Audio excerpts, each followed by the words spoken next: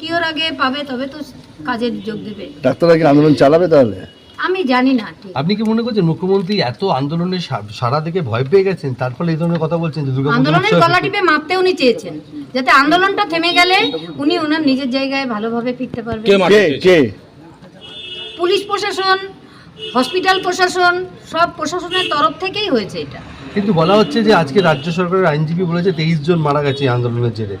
এটা কি এই ধরনের জিনিসের কি আন্দোলনটাকে লঘু করা হচ্ছে? এক মাসে 23 জন কেন, অনেক পেশেন্ট মারা যায়। আমি তো আমার মেয়ের ওই যখন বাড়িতে আসতো দেখতাম ওর গ্রুপে লেখা হতো এই পেশেন্ট মারা গেছে, ওই পেশেন্ট মারা গেছে।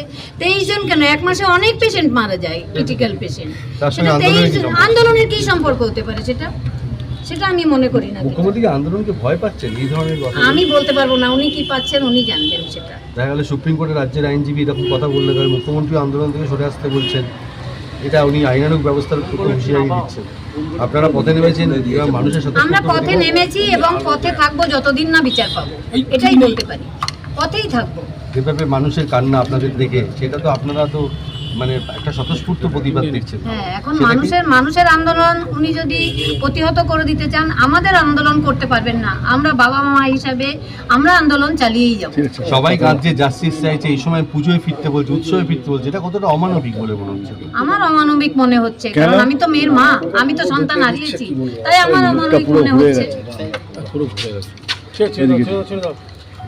আর আমি কিছু বলছি না। দিদি কেন, কাকিমা কেন, কাকিমা বিষয় সেটা বিচারাধীন বিষয়, সেটা আন্দোলনকে লঘু করা হচ্ছে। হ্যাঁ, সেটা আমরা বলতেই পারি না।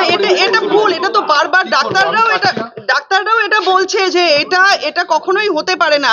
সবাই তো যারা সিনিয়র ডাক্তার আছে সবাই তো মানে করছে, চিকিৎসা পরিষেবা দিচ্ছে, তাহলে এই আঙুলটা তুলছেন কেন উনি? এগুলো জেনে বুঝে তুলছেন উনি এই আঙুলটা। আন্দোলন মনে হয় যারা স্বতঃস্ফূর্তভাবে আন্দোলন করছে তাদেরকে এইভাবেই যদি বলে তাহলে হয়তো সাধারণ মানুষ পিছনে সরে যাবে, সেই জন্যই উনি বলছেন এই কথা। সুপ্রিম কোর্টের শুনানির পরেই ওনার এই বিবৃতি, এটা কতটা? দেখুন, সুপ্রিম কোর্টের কি বিবৃতি সব আমরা শুনেছি, আপনাদের মিডিয়ার মাধ্যমেই আমরা সব জেনেছি, সেটা বিচারাধীন বিষয়, ওটা নিয়ে কিছু বলবো না। কিন্তু ওনার যে বক্তব্য আজকে উনি রেখেছেন টাকা নিয়ে উনি তো বাবা মাকে ঘরে ঢুকে কথা বলেছেন। বাবা মা বেরিয়ে যাওয়ার পর তারা তো বাইরে এসে বলেছেন যে কোনো রকম ক্ষতিপূরণের দাবি পরিবার চায় না। উনি প্রপোজাল দিয়েছিলেন কম্পেনসেশন একটা পায়, যেহেতু অন ডিউটি ডক্টর ছিলেন, তাই তখন আমার দাদা দিদি যারা ছিলেন তারা বলেছেন যে হ্যাঁ নেব ম্যাডাম, কিন্তু যেদিনকে আমার মেয়ে সুবিচার পাবে সেদিনকে আমি নিজে গিয়ে আপনার দপ্তর থেকে নিয়ে আসবো, এই কথাটা বলেছেন। কিন্তু তারপরে উনি বলেছেন পুলিশের তরফ থেকে কোনো টাকা দেওয়া হয়নি। আমরা আগেও বলেছি, আজকেও দায়িত্ব নিয়ে বলছি, হ্যাঁ টাকা আমাদের কি তখন উচিত ছিল যে আমাদের মেয়ের যখন বডি পড়েছে তাহলে ভিডিওগ্রাফি করার? উনি যে বলছেন প্রমাণ দিন, কি প্রমাণ দেবে? বাড়িতে এতগুলো লোকজন, তাহলে আমরা ভিডিওগ্রাফি করি, তাহলে ডিসি নোট যখন টাকাটা দিচ্ছিলেন, তাহলে এটা আমাদের ভুল হয়ে গেছে, আমাদের করা উচিত হয়নি। জানতাম না তো যে আমাদের প্রমাণ রাখতে হবে, যদি রাখতে হতো প্রমাণ জানতাম না, তাহলে আমরা ভিডিওগ্রাফি করতাম। মেয়ের বডিকে ছেড়ে, কান্নাকাটি ছেড়ে, পরিবার যখন ছিল তাহলে আমরা ভিডিওগ্রাফি করতাম। উনি কি প্রমাণ দিতে পারবে যে পরিবার বলেছে যে ক্ষতিপূরণ চেয়েছে পরিবার? ওনার কাছে আছে কোনো প্রমাণ? আপনারা প্রশ্ন করবেন যে বাড়িতে জিজ্ঞাসা করা হয়েছে, উনি যে বলছেন যে ক্ষতিপূরণ বাড়ির লোক চেয়েছে, পরিবার চেয়েছে, ওনার কাছে কোনো প্রমাণ আছে? উনি দিতে পারবে প্রমাণ যে বাড়ির লোক ক্ষতিপূরণ চেয়েছে? তাহলে কেন পাল্টা প্রশ্ন করছে? কেন পরিবারকে চাপে রাখছে? উনি বারবার মিথ্যা কথা বলছে, এগুলো কেন, কিসের জন্য এগুলো? উনি নিজেই তো বলছে যে উনি মানে দিদি যে মাননীয় মুখ্যমন্ত্রী তিনি না, প্রেশার মানে এই যে এই কথাগুলো যে উনি বলছেন, এই কথাগুলো যে বলছেন না, মানসিক প্রেশার আমি বলছি না, মানসিক প্রেশার বলছি না। উনি যে বলছেন যে পরিবার মিথ্যা বলছে টাকা দেওয়ার কথাটা, আমরা বারবার বলছি যে না আমরা সত্যি বলছি, তাহলে কি আমাদের প্রমাণ রাখা উচিত ছিল? ক্যামেরা অন করে কি আমরা ভিডিও করবো যে ওনার ডিসি নোট টাকাটা দিতে এসেছিল? সেটাই প্রশ্ন। অবশ্যই কষ্ট পাচ্ছি, ওনার এই কথাতে কষ্ট পাচ্ছি। আমরা সাফারার, আমরা আমাদের মেয়েকে হারিয়েছি, বাবা মা তাদের সন্তানকে হারিয়েছে, তারপরে উনি কি করে এই অ্যালিগেশন গুলো মানে পরিবারের উপরে তুলছেন? এই প্রশ্নগুলো আপনারা গাফিলতি দেখা যাচ্ছে, চালান নেই। হ্যাঁ, সেগুলো আমরা দেখেছি, ওগুলো সুপ্রিম কোর্টের বিচারাধীন বিষয় যারা আছে, এগুলো নিয়ে আমরা কিছু কথা বলতে পারবো। সেটা তো সবাই দেখছে, আপনারাও দেখছেন, পরিবার হিসেবে আমরাও দেখছি। টাকাটা যেমন টাকা কি ওপেন ছিল নাকি না কোনো খামের মধ্যে টাকা? এটা তো বলা হয়েছে দাদা, বলা তো হয়েছে, এটা তো বলা, সবাই জেনে গেছে এটা যে বলা হয়েছে, এইটুকু। আপনি জানেন হয়তো টুম্পা কাল, মৌসুমী কাল একদিন এসেছিলেন, হ্যাঁ আমরা জানি, একটা অভিযোগ করেছিলেন যে এরা যেন মুখ্যমন্ত্রীর উপরে ভরসা না রাখেন আপনাদের পরিবার। এরকম একটা বার্তা দিয়েছেন সেটা ওগুলো নিয়ে আমরা এইসব মন্তব্য নিয়ে আমরা কিছু বলতে পারি। আমরা যেই মন্তব্যটা উনি যে আজকে প্রেস মিট করে যেটা বলেছেন, আমরা এটা ক্লিয়ার করে দিলাম। আমরা এটাই ক্লিয়ার করে দিলাম যে উনি মিথ্যা কথা বলছেন। উনি যেরকম প্রমাণ দিতে পারবেন না, আমরা ওই সিচুয়েশনে ওনার বাড়িতে যদি আজকে এই ঘটনা ঘটতো, উনি কি ফটোগ্রাফি করতেন? আমরা প্রত্যেকটা পরিবার মেয়ের বডি নিয়ে কাঁদছি, উনি কি করে বলেন যে প্রমাণ দিতে পারবেন কিনা? এইটাই এই যে টাকা যে দেয়া হয়েছে, দেখছেন না মুখ্যমন্ত্রী যে প্রশ্নগুলো তুলেছেন, আপনারা তো দেখছেন সব যে উনি বলেছিলেন। হ্যাঁ না না না না না না না একদম আন্দোলনের দিন এটা নিয়ে কি বলবেন? রাজ্যের পক্ষে আইনজীবী সুপ্রিম ওগুলো কোর্টে ডাক্তার বলবেন, ওগুলো আমি কি বলবো বলুন তো, আমি তো জানি না ওগুলো কিছু। মুখ্যমন্ত্রী চেয়েছিলেন আজকে সুপ্রিম কোর্টে যে কি রায় হবে ভেবেছিলেন, বা আজকে যা দেখলেন? হয়েছে, তবে আমি আশা ছাড়িনি, আশা তো আছেই আমার। ডাক্তারদের আন্দোলন থেকে সরে যেতে বললো, 5টার মধ্যে আন্দোলন তুলে নিতে বললো, নাহলে সরকার ব্যবস্থা নিলে আমাদের কিছু করার নেই, এটা জানালো সুপ্রিম কোর্ট। এটা এবার ডাক্তাররা বুঝবে, কি বলবো আমি এটা। মুখ্যমন্ত্রী বলছেন দাঁড়া না টাকার অফার দেওয়া হয়, আন্দোলন আপনার মেয়ের জন্য কিছু করতে চান কিনা সেটা জানতে চাওয়া হয়েছিল, এটা কি বলবেন? একদম মিথ্যে কথা বলেছেন উনি। টাকার অফার তো দেওয়াই হয়েছিল, কিন্তু কে মিথ্যে কথা বলছে? মুখ্যমন্ত্রী মিথ্যে কথা বলছেন। উনি তো বলছেন পরিবার টাকা চেয়েছিল, কখনো চাইনি, বরং উনি বলেছিলেন আপনার মেয়ে তো একটা পাবে, ওটা দিয়ে মেয়ের স্মৃতির জন্য কিছু বানিয়ে রাখবেন। আমি বলেছিলাম দিদি তখনই নেব যখন আমার মেয়ে বিচার পাবে এবং দোষীদের সাজা হবে, তখন আমি নিজে গিয়ে আপনার দপ্তর থেকে নিয়ে আসবো।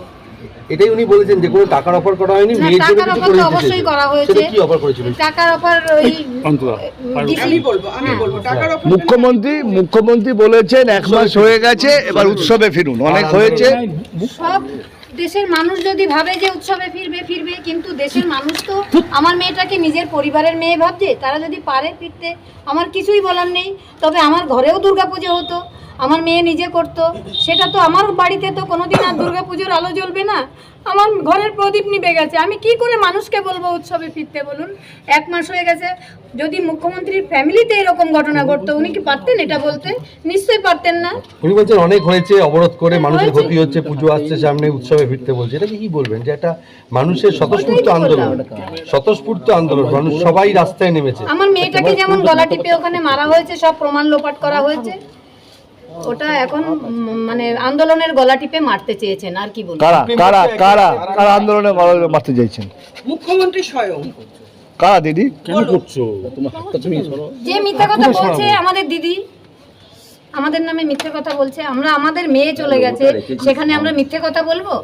উনি আমাদের মেয়েটাকে আর ফিরিয়ে দিতে পারবেন না তো, আর কোনোদিনই তো আসবেন আমার বাড়িতে। আগের দিন বলা হয়েছিল সিন অফ ক্রাইম বদলে গেছে, আজকে দেখা যাচ্ছে যে ডেড বডির যে চালান সেই নথি পর্যন্ত নেই, এত সামান্য বিষয়গুলো পর্যন্ত রাখেনি। উনি কি ধামাচাপা দেওয়ার চেষ্টা হয়েছে? কি ধামাচাপা উনি জানেন, উনি বলবেন কি ধামাচাপা দেওয়ার চেষ্টা করছে। দিদি আরেকটা কথা, সুপ্রিম কোর্ট এই যে বলছে যে করছে বলে মনে করব, এই যে ডাক্তারদের সরে যেতে বললো আন্দোলন, সেটাই বলেছেন। দেখো বিতর্কের চালান নিয়ে প্রশ্ন তুলেছে কোর্ট, সেই ওটা তদন্ত, ওটা সিবিআই দেখবে, ওটা নিয়ে আমি কি বলবো, ওটা নিয়ে আমার কিছু বলার নেই। এর নমুনা পরীক্ষা করা হবে ফরেনসিক ল্যাবরেটরিতে এমসি নিয়ে গিয়ে। ওনারা বিচারের জন্য যেটা প্রয়োজন সেটা করবেন, সেটা নিয়ে আমার কিছু বলার নেই।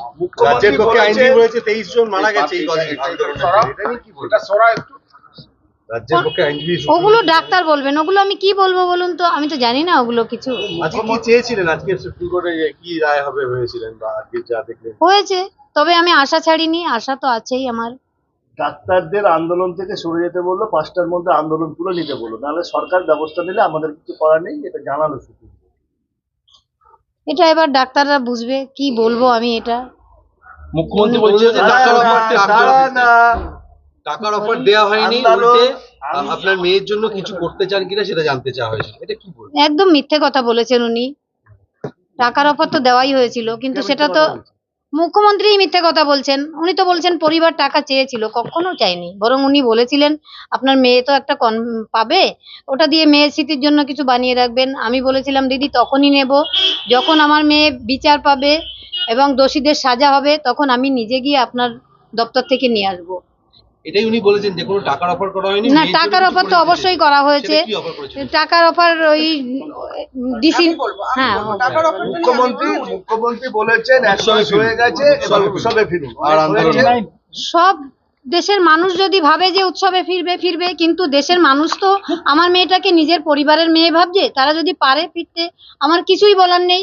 তবে আমার ঘরেও দুর্গাপুজো হতো, আমার মেয়ে নিজে করতো, সেটা তো আমার বাড়িতে তো কোনোদিন আর দুর্গাপুজোর আলো জ্বলবে না। আমার ঘরের প্রদীপ নিভে গেছে, আমি কি করে মানুষকে বলবো উৎসবে ফিরতে বলুন? 1 মাস হয়ে গেছে। যদি মুখ্যমন্ত্রীর ফ্যামিলিতে এরকম ঘটনা ঘটতো, উনি কি পারতেন এটা বলতে? নিশ্চয়ই পারতেন না। উনি বলছেন অনেক হয়েছে, অবরোধ করে হ্যাঁ, মানুষের হয়েছে। ক্ষতি হচ্ছে, পুজো আসছে সামনে, উৎসবে ফিরতে বলছে, এটা কি বলবেন যে এটা মানুষের ওটাই স্বতঃস্ফূর্ত তো আন্দোলন? বললাম। স্বতঃস্ফূর্ত আন্দোলন, মানুষ সবাই রাস্তায় নেমেছে। আমার মেয়েটাকে যেমন গলা টিপে ওখানে মারা হয়েছে, সব প্রমাণ লোপাট করা হয়েছে। ওটা এখন মানে আন্দোলনের গলা টিপে মারতে চেয়েছেন, আর কি বলবো। সুপ্রিম কোর্ট তো একে একে আন্দোলনে বড় মারতে চাইছে। মুখ্যমন্ত্রী স্বয়ং কারা দিদি? বলো। যে মিথ্যে কথা বলছে আমাদের দিদি, আমাদের নামে মিথ্যে কথা বলছে। আমরা, আমাদের মেয়ে চলে গেছে, সেখানে আমরা মিথ্যে কথা বলবো? উনি আমাদের মেয়েটাকে আর ফিরিয়ে দিতে পারবেন? পারবেন না তো। আর কোনোদিনই তো আসবেন আমার বাড়িতে মেয়েটা আমার। বলা হয়েছিল সিন অফ ক্রাইম বদলে গেছে, আজকে দেখা যাচ্ছে যে চাপা উনিই জানেন, উনিই বলবেন কি ধামাচাপা দেওয়ার চেষ্টা করছেন। মানে খুঁটিনাটি বিষয়ে সুপ্রিম কোর্ট রাজ্য সরকারকে চেপে ধরছে, এটাকে কি বলবেন? বলছে তদন্ত এগোচ্ছে বলে মনে করব। এই যে ডাক্তারদের সরে যেতে বললো আন্দোলন থেকে, নাহলে আর সরকার ব্যবস্থা নেবে। কতটা আশাহত হলেন আপনি? না, আশাহত হয়নি। ডাক্তাররাও তো মানে তাদের দাবি রেখেছে। তারা যদি নিজেদের মানে সিকিউর না মনে করে কাজের জায়গায়, তারা আন্দোলনে থেকে কি করে ফিরবে কাজে? তারা নিজেদের সিকিউর আগে পাবে, তবে তো কাজে যোগ দেবে। ডাক্তাররা কি আন্দোলন চালাবে তাহলে? আমি জানি না ঠিক। আপনি কি মনে করছেন মুখ্যমন্ত্রী এত আন্দোলনের সারা থেকে ভয় পেয়ে গেছেন, তার ফলে এই ধরনের কথা বলছেন? যে আন্দোলনের গলা টিপে মারতে উনি চেয়েছেন, যাতে আন্দোলনটা থেমে গেলে উনি ওনার নিজের জায়গায় ভালোভাবে ফিরতে পারবেন। কে? পুলিশ প্রশাসন, হসপিটাল প্রশাসন, সব প্রশাসনের তরফ থেকেই হয়েছে এটা। কিন্তু বলা হচ্ছে যে আজকে রাজ্য সরকারের আইনজীবী বলেছে 23 জন মারা গেছে এই আন্দোলনের জেরে। এটা কি এই ধরনের জিনিসের কি আন্দোলনটাকে লঘু করা হচ্ছে? 1 মাসে 23 জন কেন, অনেক পেশেন্ট মারা যায়। আমি তো আমার মেয়ের ওই যখন বাড়িতে আসতো দেখতাম, ওর গ্রুপে লেখা হতো এই পেশেন্ট মারা গেছে, ওই পেশেন্ট মারা গেছে। 23 জন কেন, 1 মাসে অনেক পেশেন্ট মারা যায়, ক্রিটিক্যাল পেশেন্ট। সেটা 23 আন্দোলনের কি সম্পর্ক হতে পারে? সেটা আমি মনে করি না কিছু। মুখ্যমন্ত্রী আন্দোলনকে ভয় পাচ্ছেন এই ধরনের কথা? আমি বলতে পারবো না, উনি কি পাচ্ছেন উনি জানবেন সেটা। দেখা গেল সুপ্রিম কোর্টের রাজ্যের আইনজীবী এরকম কথা বললে মুখ্যমন্ত্রী আন্দোলন থেকে সরে আসতে বলছেন, এটা উনি আইনানুগ ব্যবস্থার প্রতি হুঁশিয়ারি দিচ্ছে। আপনারা পথে নেমেছেন, এরা মানুষের সাথে। আমরা পথে নেমেছি এবং পথে থাকবো যতদিন না বিচার পাবো, এটাই বলতে পারি। পথেই থাকবো।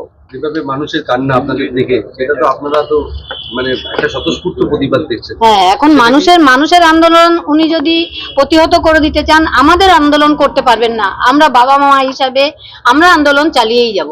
সবাই কাঁদছে, জাস্টিস চাইছে, এই সময় পুজোয় ফিরতে বলছে, উৎসবে ফিরতে বলছে, এটা কতটা অমানবিক বলে মনে হচ্ছে? আমার অমানবিক মনে হচ্ছে, কারণ আমি তো মেয়ের মা, আমি তো সন্তান হারিয়েছি, তাই আমার অমানবিক মনে হচ্ছে।